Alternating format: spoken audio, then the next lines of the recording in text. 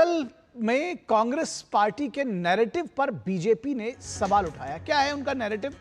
Kerala BJP नेता राजीव चंद्रशेखर ने Congress party पर देश के सेक्युलरिज्म के साथ खिलवाड़ करने का बड़ा आरोप लगाया है। कांग्रेस पार्टी के तुष्टीकरण पर राजीव चंद्रशेखर ने कहा कि वोट के लिए कांग्रेस केरल, कर्नाटक, आंध्र प्रदेश, तमिलनाडु और तेलंगाना में जमाते इस्लामी से समझौता करती है, बिहार में इमारते शरिया से समझौता करती है, एसडीपीआई और पीएफआई से इनका साथ जो है वो जग जाहिर है। तो आखिर कांग्रेस पार्टी करना क्या चाहती है? जग जाहिर है इससे भी। चंद्रशेखर ने आरोप लगाया कि एक और कांग्रेस पार्टी और राहुल गांधी सेक्युलरिज्म की बातें करते हैं, संविधान दिखाकर लोगों को भ्रमित करते हैं, वहीं दूसरी ओर शरिया को मानने वाले लोग आतंक का समर्थन करने वाले संगठन से वोट के लिए गठजोड़ करते हैं। यही लोग बीजेपी को सांप्रदायिक पार्टी बताते हैं और खुद तुष्टीकरण के लिए लोकतंत्र को कमजोर कर रहे हैं। कांग्रेस सांसद राहुल गांधी ने 2019 का लोकसभा चुनाव केरल के वायनाड से लड़ा था। उस समय वायनाड में उनके रोड शो में कांग्रेस के झंडे के अलावा एक और झंडा लहराया गया था। आपको याद होगा वो कौन सा झंडा था? तब भी लोगों ने कांग्रेस के इस नए गठबंधन पर सवाल उठाया था। केरल के हालिया उपचुनाव में कांग्रेस की अगुवाई वाली यूनाइटेड डेमोक्रेटिक फ्रंट ने केरल में जमाते इस्लामी के धड़े वेलफेयर पार्टी ऑफ इंडिया के साथ गठजोड़ किया था।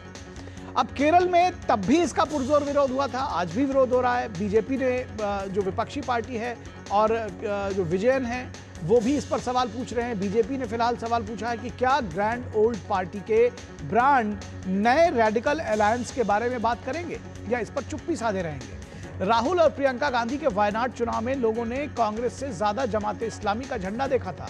नीलांबुर उपचुनाव में केरल की वामपंथी सरकार ने कांग्रेस पार्टी पर आरोप लगाया था कि क्या एक धर्मनिरपेक्ष पार्टी को जमाते इस्लामी का समर्थित वेलफेयर पार्टी और विवादास्पद मौलवी अब्दुल नासिर मदानी से गठबंधन करना चाहिए।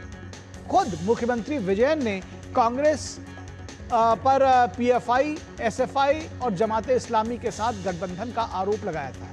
बड़ा सवाल है कि मुस्लिम तुष्टीकरण के नाम पर केरल में भारत माता की तस्वीर सेक्युलरिज्म के दायरे में नहीं है, लेकिन हमास के आतंकी लीडर्स के लिए जमात के जुलूस में शामिल होना सेक्युलरिज्म है। तो यह कैसी दोहरी राजनीति है?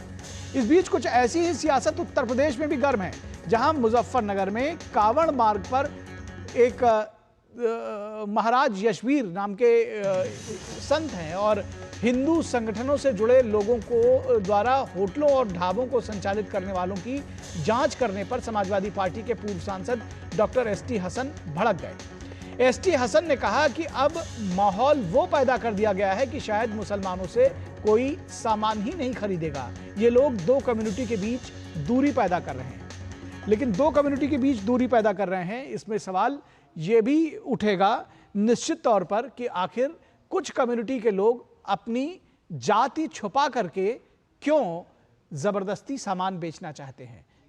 और जब हम केरल की सियासत की बात करेंगे तो क्या कुछ कहा राजीव चंद्रशेखर ने, आइए आपको सुनाते हैं। सबसे पहले उनके पास एक हाथ में कॉन्स्टिट्यूशन, मुंह में सेक्युलरिज्म, लेकिन राजनीति करते हैं जमाते इस्लामी के साथ। कांग्रेस की सच्ची राजनीति क्या है? इस बेशर्म राजनीति के पीछे उनके तुष्टीकरण और उनका डेस्परेशन है, क्योंकि विकास के बारे में, लोगों के मुद्दों के बारे में उनके पास कुछ कहने के लिए नहीं है। आप देख रहे हैं कि कर्नाटक में क्या हालत कर दिया है उन्होंने, तेलंगाना में क्या हालत कर दिया है इकोनॉमी का, और हिमाचल प्रदेश में क्या कर दिया इकोनॉमी का। विकास के बारे में उनके पास कुछ नहीं है कहने के लिए, गवर्नेंस के बारे में कुछ नहीं है कहने के लिए, बस करप्शन और अपीजमेंट। तो करप्शन और अपीजमेंट पर राजीव चंद्रशेखर सिर्फ यहीं तक चुप नहीं हुआ। उन्होंने कहा कि करप्शन और अपीजमेंट यानी कि भ्रष्टाचार और तुष्टीकरण ये कांग्रेस पार्टी का चोली दामन का साथ रहा है और ये नया नहीं है। कांग्रेस पार्टी, मैं क्लियरली कहना चाहता हूं, इतने साल लोगों को भड़काकर, लोगों को बेवकूफ बनाकर उनकी राजनीति उन्होंने चलाया है। इस तुष्टीकरण की राजनीति के सबूत हम देख चुके हैं। कांग्रेस का जो हाल है अभी और इंडी अलायंस का जो हाल है, उत्तर प्रदेश में हो या बिहार में हो या केरल में, और केरल में तो राहुल गांधी और प्रियंका गांधी के कॉन्स्टिट्यूंसी में ये हो रहा है। और जब ये बीजेपी के लोग, राजीव चंद्रशेखर ने ये कहा कि तुष्टीकरण और भ्रष्टाचार का चोली दामन का साथ है कांग्रेस का, तो कांग्रेस कह रही है कि बीजेपी धर्म की राजनीति कर रही है और जानबूझकर लोगों को बांटने की कोशिश कर रही है। क्या कुछ कह रहे हैं कांग्रेस के नेता प्रमोद तिवारी, आइए आपको सुनाते हैं। ये उत्तर प्रदेश के विशेष कॉन्टेक्स्ट में हो सकता है। अंधे हो चुके हो आपको कुछ और दिखाई नहीं पड़ता सिवा धर्म के नाम पर अपमानित करना या धर्म को डिवीन करना, धर्म को डिवीन करना। आप मतलब भी नहीं जानते मौलाना का क्या होता है, पंडित का क्या होता है, आपको ज्ञानी का मतलब ही नहीं मालूम है। इतने अज्ञानी भाजपा में प्रवक्ता के रूप में नेता और प्रवक्ता हैं। मैं उनको कहना चाहता हूं कि राजनीति में, लोकतंत्र में शिष्टाचार भाषा का रखिए। आप नहीं रख रहे हैं तो जनता आप ही पे हंसती। तो बड़ा सवाल है कि जनता जवाब देगी। जनता किसको जवाब दे रही है ये जनता खुद जानती है। बहरहाल क्या कुछ कह रहे हैं एसटी हसन, समाजवादी पार्टी के नेता। अभी हमने आपको वो रेफरेंस दिया था जो कांवड़ यात्रा पर उनकी बात आई थी कि आखिर जो लोग हैं वो क्यों, जो दुकान लगाई जा रही है उनकी जातियां, उनका धर्म क्यों पूछा जा रहा है। इस पे एसटी हसन भड़के हुए थे। वो क्या कह रहे हैं आइए सुनते हैं। ये देश के दुश्मनों से मिले हुए लोग हैं जो देश के अंदर शांति नहीं चाहते, जो हिंदू मुसलमान करके यहाँ की आबादी को बांटना चाहते हैं और आबादी बढ़ने के बाद देश कमजोर हो। इनका एक एजेंडा है, लोग इस बात को समझ नहीं रहे, लेकिन धर्म की आड़ में धार्मिक ब्लैकमेल करके ये सब हरकतें कर रहे हैं। किसने ये राइट दिया इनको कि ढाबों की चेकिंग करें? ये किसने इनको ये राइट दिया कि लोगों की पैंटें उतरवाएं? क्या इनमें और उन आतंकवादियों में कोई फर्क है जिन्होंने धर्म पूछ के पहलगाम के अंदर गोलियां मारी थी? ये भी एक तरह के आतंकवादी हैं और वो भी आतंकवादी थे।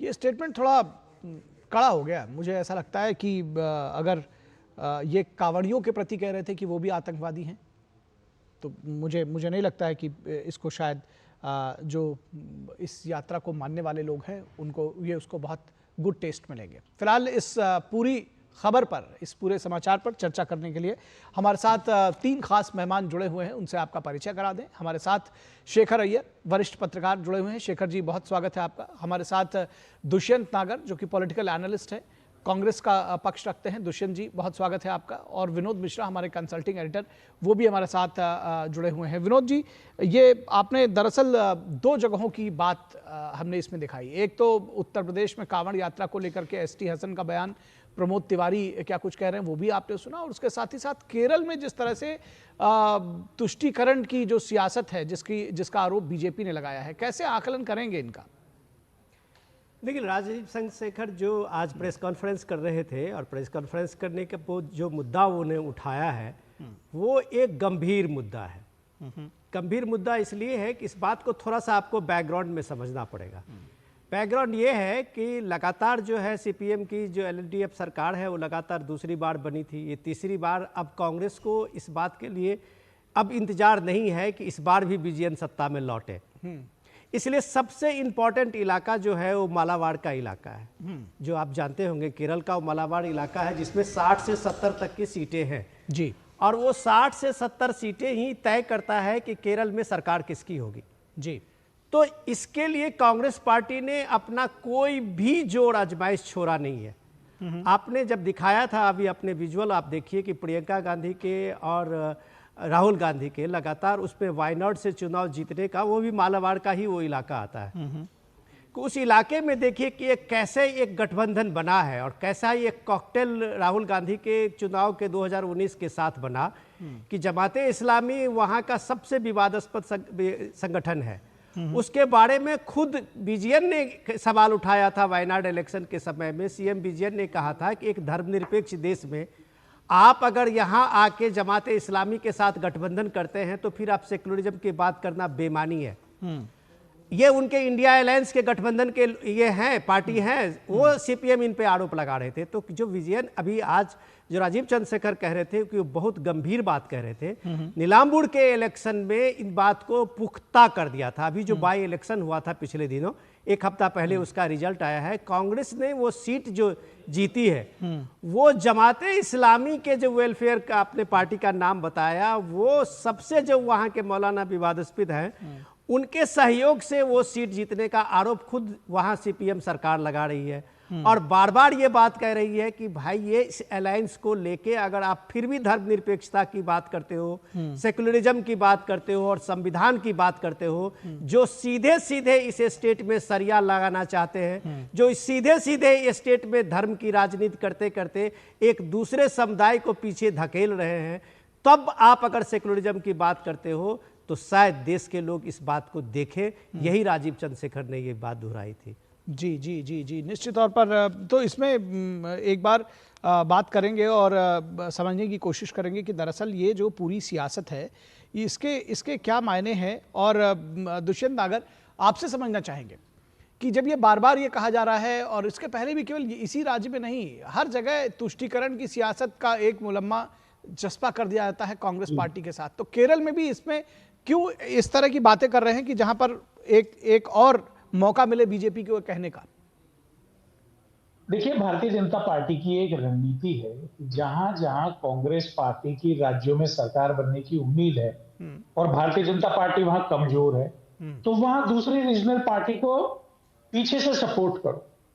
तो केरल में सीपीआईएम की टॉप लीडरशिप, राज्य की बात कर रहा हूं जो स्टेट की है, और भारतीय जनता पार्टी का एक अघोषित गठबंधन है, इसलिए ये मुद्दों को लगातार उठा रहे।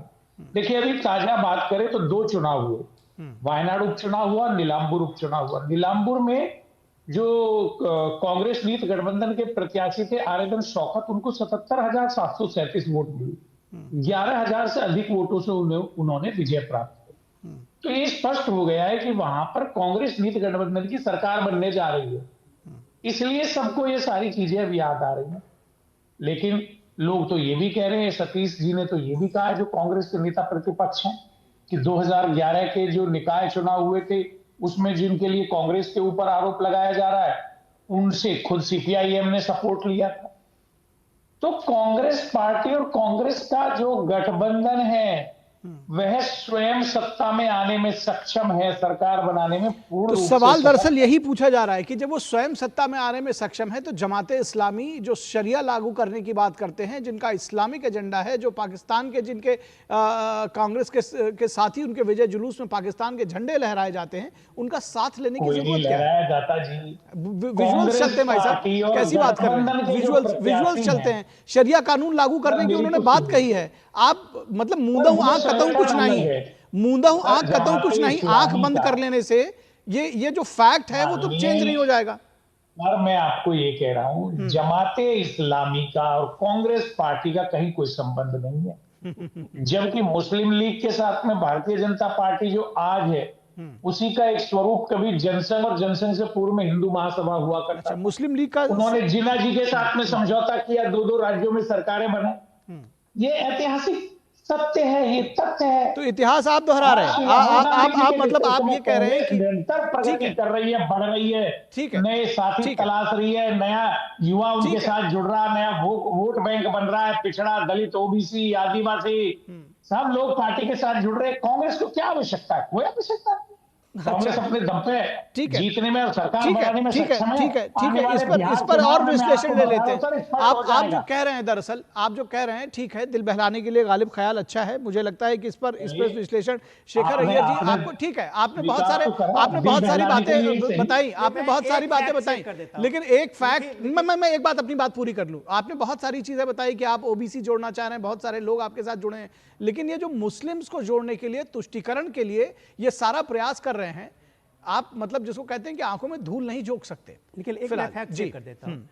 आप ये नागर साहब, आप कई बार अपने इस डिस्कशन में ये बार बार ला चुके हैं कि ये मुस्लिम लीग का समर्थन जो है वो जनसंघ के साथ में था, भला चीज। एक मिनट आप सुन तो लीजिए, आपने कह दिया ना यही मुस्लिम लीग है, जिन्ना की पार्टी, जिन्ना मैंने के नहीं लोग, कहा, सुनिए, ये इतिहास वो कहता है जब चिन्ना पाकिस्तान का डिवीजन हुआ था तो वो लोग जो मुस्लिम लीग के थे केरल में, तमिलनाडु में, उन सारे इलाकों में, वो सारे जिन्ना के साथ समर्थन देते हुए पाकिस्तान बनने का और भारत का डिवीजन का पूरा समर्थन दिया था। 96% वहाँ वोट हुआ था, लेकिन वो कोई नेता वहाँ गए नहीं, सब इंडिया में ही रह गए थे।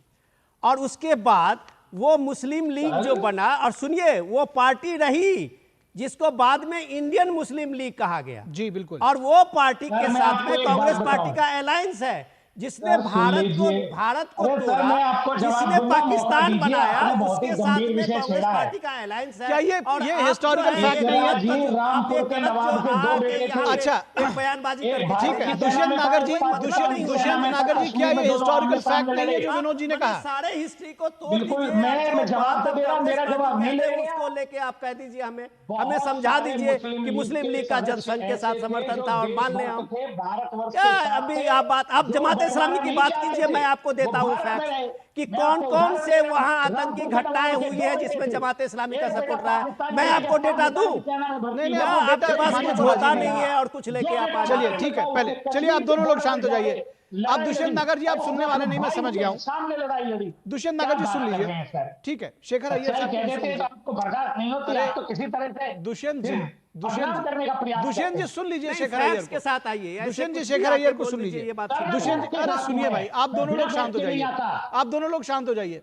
शेखर अय्यर जी, ये जो पूरी सियासत है वहां पर, आपने अभी दुष्यंत नागर को भी सुना, वो कह रहे हैं कि भाई हमको किसी समर्थन की जरूरत नहीं है। क्या सचमुच ऐसा है? निखिल जी, हमें एक बात अच्छी तरह समझनी चाहिए, इस चुनाव में क्या हुआ। देखिए, पहले भी इस ऐसे जैसे जमात-ए इस्लामी जैसे संगठन के साथ कांग्रेस का और वामपंथियों का अंडरस्टैंडिंग रहा है, लेकिन वो अंडरस्टैंडिंग इतने फॉर्मलाइज नहीं था जिस तरह इस बार निलंबूर बाई इलेक्शन में कांग्रेस पार्टी और जमात-ए इस्लामी का खुले सपोर्ट था, यानी बड़े फॉर्मल अलायंस था। और उनके जो पार्टी है, देखिए, छत्र छाया में, जमाती इस्लामी छत्र छाया में कई वहां पे पार्टीज काम करते हैं। एक वेलफेयर पार्टी है, एक एसडीपी है। इस बार वेलफेयर पार्टी ने पूरा खुल के समर्थन दिया और कांग्रेस पार्टी ने भी समर्थन लिया। ये फॉर्म, इस पे कोई छुपी बात नहीं है। तो ये पहली बार आप क्या देख रहे हैं कि चुनाव जीतने के लिए ऐसे संगठन के साथ हाथ मिलने के लिए कांग्रेस की तरफ से कोई हेजिटेशन नहीं है, खुल के ले रहे हैं। इसकी वजह से आप क्या देख रहे हैं कि कांग्रेस के जो लॉन्ग स्टैंडिंग पार्टनर है, जैसे आईयूएमएल, अभी जो विनोद जी बता रहे थे, इंडियन यूनियन मुस्लिम लीग, वो कांग्रेस के नेतृत्व में यूडीएफ चल रही है, वो नाराज है। आईयूएमएल कह रहा है कि आप जाके जमात इस्लामी जैसे ग्रुप के साथ ये कर रहे हो तो हमें कमजोर कर रहे हो, क्योंकि हम मॉडरेट है। लेकिन आप एकदम कट्टरपंथी जो पार्टीज है, जो वहां पे आतंकवाद से भी जुड़ने का भी आरोप है उन पर, उनके साथ दे रहे हो। फिलिस्तीन को लेकर लंबी लंबी रैलियां निकाली गई। शेखर जी, आपको याद होगा, अभी हमारी बात को दुष्यंत नागर जी झुठला रहे हैं, लेकिन शेखर जी आपको भी याद होगा, बतौर पत्रकार आप भी उसको देखते रहे, कवर करते रहे। फिलिस्तीन के समर्थन में लंबी लंबी रैलियां हुई, आतंकी संगठन लोग, हमास के समर्थन में, माफ कीजिएगा, और जो है बहुत सारे लोग जिनका शेडी बैकग्राउंड था, जिनको कहना चाहिए वो उसमें शामिल थे, पाकिस्तान के झंडे लहराए गए। और दुष्यंत जी, आप उसको माने ना माने, लेकिन ये सच है। सर, इन लोगों से कांग्रेस पार्टी का कोई लेना देना ना था, ना है, ना होगा। ठीक है, मैं फिर शेखर अय्यर जी को ला रहा हूं, आपकी इस बात को शेखर अय्यर जी को लेकर आ रहा हूं। शेखर अय्यर जी, ये बताइए, जब ये नीलांबूर का चुनाव में आपने देखा कि किस तरह से ओपनली ये गठबंधन साफ दिखता है, फिर ये कहते हैं कि उन लोगों से हमारा कोई संपर्क नहीं है, क्या इस बात को कोई समझेगा, मानेगा? नहीं दुष्यंत जी, मुझे लगता है कि कुछ इंफॉर्मेशन गैप उनको है, लेकिन जो मैं केरल की जो स्थिति बता रहा हूं जी, इस बार इस निलंबूर चुनाव का हीरो माना जाता है जो नेता विपक्ष है वहां पे, वीटी सतीश है। सतीश का ही ये फॉर्मूला था कि हम जमात इस्लामी के सपोर्ट लेंगे और इस बार चुनाव जीतेंगे। और ये चुनाव बाई इलेक्शन जीतना बहुत इंपॉर्टेंट बन गया था, क्योंकि ये वायनाड पार्लियामेंट्री कॉन्स्टिट्यूंसी में आता है, जिसका रिप्रेजेंटेटिव पार्लियामेंट संसद है आपके प्रियंका गांधी। देखिए, एक चुनी हुई रणनीति है, ये कोई कहीं गड़बड़ नहीं हुआ है, चुनी हुई रणनीति है, जिसको लेकर अब वामपंथी भी कांग्रेस को कह रहा है भाई आपने खुलेआम कर दिया। जो काम पहले वामपंथी भी करते थे, देखिए, आपने हमास की बात की, ये पिछले 2 साल हम वही देख रहे हैं। केरल में वो कांग्रेस तो कभी कभी छुपी रहती थी, लेकिन वामपंथी के संगठनों भी हमास जैसे नेताओं को वीडियो कॉन्फ्रेंस करवाना जी। लेकिन लगातार वहां पे क्या हो रहा है, वो वामपंथी हो या, क्योंकि वामपंथी भी एक समय में आईयूएमएल को तोड़ के इंडियन नेशनल लीग करके एक ग्रुप को ले लिया था। देखिए, एक वहां पे क्या हो रहा है, मुस्लिम वोट्स को लेकर बहुत बड़ी दौड़ लगी है कांग्रेस और लेफ्ट के बीच में, और इस कारण से बिना आगे ना सोच के ना समझ के कि वहां पे क्या परिस्थिति बन रही है, खास करके उत्तर केरल में, ये ऐसे संगठन के साथ हाथ मिलाना एक प्रकार से उनकी एक्टिविटीज को आप एनकरेज कर रहे हैं, जिसका दुष्परिणाम हो सकता है देश के लिए। निखिल जी। जी जी बिल्कुल। एक और विषय है विनोद सर, मिश्रा मैं जी, इसमें करेक्शन करना चाहता हूं। मैं आता हूं आपके पास, आता हूं, आ रहे हैं आपके पास, दुष्यंत जी आपके पास आएंगे। एक और विषय है जो बेहद महत्वपूर्ण है और वो कांवड़ यात्रा से जुड़ा हुआ, और साथ ही साथ मजहब के आधार पर यह कहा जा रहा है कि भाई आप अपना नेम प्लेट लगाइए, और अगर जो दुकानें हैं उसमें अपना नाम बताने में या अपना मजहब बताने में मजहब छुपाकर दुकानें क्यों लगाई जाएं, इसको लेकर के सियासत गर्म है उत्तर प्रदेश की। कैसे इसको देखते हैं क्या? क्योंकि अभी आपने बहुत सारी बाइट्स भी देखी, एसटी हसन के देखी, प्रमोद तिवारी की देखी, और दूसरे नेताओं की भी देखी। विनोद मिश्रा। निखिल, मैं आपके सवाल पे आऊं, उससे पहले शेखर जी जो भी बात कर रहे थे, मैं थोड़ा सा आगे बढ़ाता हूं। अभी अपने पिछले पार्लियामेंट के इलेक्शन आपने देखा होगा, तो प्रियंका गांधी को आपने फिलिस्तीन का एक बैग लेते हुए देखा होगा। काफी वायरल भी हुई थी सोशल मीडिया पे भी, और लोगों ने भी देखा, उसमें फिलिस्तीन लिखा हुआ था। तो आप ये समझिए कि वायनाड चुनाव को लेके प्रियंका गांधी के कंधे पे फिलिस्तीन का बैग तो आ गया, हाँ। लेकिन क्या प्रियंका गांधी का आपने देखा कभी, जो ये जितना वो एक सोशल मीडिया पे फिलिस्तीन को लेके, हमास के आंदोलन को लेके बात कर रही थी, एक बार भी आपने बांग्लादेश में हिंदुओं के उत्पीड़न, हिंदुओं के महिलाओं के साथ रेप, ऐसी घटनाओं को लेके आपने किसी यहाँ के बुद्धिजीवियों को इस स्तर पे बोलते हुए देखा? तो यही सवाल है, अंक गणित का सवाल है कि अगर इस बांग्लादेश में वहां उत्पीड़न हो रहा है एक खास तौर पे हिंदुओं, और सुनिए एक मिनट मुझे बोल देने दीजिए, इसके बाद मंच आपका है, और उसके खिलाफ में कोई सेकुलरिज्म का यहाँ नहीं चलता है, कोई आवाज नहीं होती है। परसों भी एक हिंदू लड़की के साथ में वहाँ के पॉलिटिकल लीडर ने बलात्कार किया है, पूरे देश दुनिया की खबर बनी थी, कहीं से एक ट्वीट नहीं आया था, कहीं से एक उस पर कमेंट नहीं आया था। लेकिन फिलिस्तीन की, वहाँ इजराइल के कोई भी हमास के साथ जो चल रहा है संघर्ष, उसको लेके रोज आपके बयान आते हैं। ये अंक गणित का मामला है। इसी अंक गणित को मैं बताता हूँ कि अगर प्रमोद तिवारी और वहाँ पे ये तेजस्वी यादव जिस तरीके से बीजेपी को चिरकुट बता रहे हैं, वहाँ उसके प्रवक्ता को बता रहे हैं कि भाई साहब अगर मौलवी इतना विद्वान है तो ये पंडित के नाम पे जो ढाबा लिखा हुआ है, पंडित ढाबा, उसके बदले में नागर साहब वहां किसी अब्दुल ढाबा क्यों नहीं है, किसी मौलवी के नाम पे ढाबा क्यों नहीं है? जबकि वहां जब लोग जो संगठन के लोग जा रहे थे कांवड़ यात्रा में, वो देख रहे थे कि भाई ये मुस्लिम का ढाबा है। ये छुपाने की क्या जरूरत है?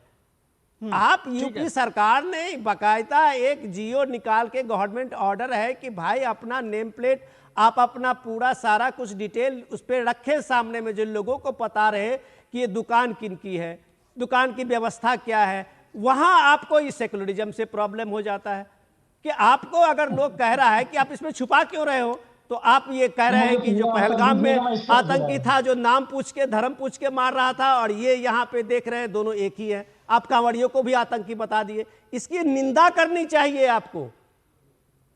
ठीक है दुष्यंत नागर, बहुत सारे सवाल हैं, जवाब दीजिए। देखिए, बिल्कुल बिल्कुल कांवड़ियों के विषय में अगर किसी ने किसी आतंकी से तुलना की है तो गलत है, मैं उसकी निंदा करता हूं। रही बात दूसरी, जिस प्रकार से आपने पूरा एक झूठी कहानी गढ़ने का प्रयास किया है, देखिए वो बिल्कुल गलत है। आपने जिस प्रकार से कहा कि वहां पे हिंदुओं के नाम से बनाए जा रहे हैं, अरे भाई हिंदू मालिक है, वहां पे कई लोग कार्य करते हैं, लेकिन अगर ये सामान्य प्रशासन का काम है कि सामान्य प्रशासन जाए, उन्हें अगर वहां पे कुछ स्वच्छता का या अन्य कोई शाकाहारी मांसाहारी किसी भी विषय पे बात करनी है तो सामान्य प्रशासन जाए। किसी थर्ड पर्सन की, जो गैर सरकारी व्यक्ति है, उसका क्या मतलब होता है कि इस तरह की निगरानी करे और जाके पैंट उतरवा के देखे?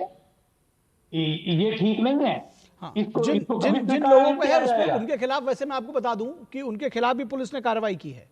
तो ये कहना, क्योंकि सामान्य देखिए, प्रशासन का नहीं कार्य नहीं, है। मैं आपको तो- बताऊं, सामान्य प्रशासन ने उस पर, पुलिस ने भी कार्रवाई की है, लेकिन जो मूल प्रश्न वहां पर फिर आता है, और मैं इसमें चाहूंगा कि शेखर अय्यर जी भी अपनी बात रखें, दुष्यंत जी आप भी रखें, और बिल्कुल मैं चाहता हूं कि साफगोई से रखें कि अगर कोई ये चाहता है कि मैं किस दुकान से क्या खाऊं, ये वो कम से कम उसके लिए स्वतंत्र होना चाहिए। अगर नेम प्लेट लगाना है तो क्यों नहीं लगाते? डिस्गाइज क्यों करना, क्यों बेवकूफ बनाना, क्यों मूर्ख बनाना?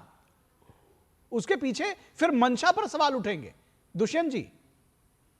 नहीं, निश्चित रूप से मैं इस बात में, देखिए, ये हमारे समाज के एक बहुत बड़ा त्योहार है जिसको पश्चिमी उत्तर प्रदेश में बड़े जोश और उत्साह के साथ मनाया जाता है, महाशिवरात्रि का पर्व, जिसमें श्रद्धालु 200 किलोमीटर पैदल जल लेके आते हैं।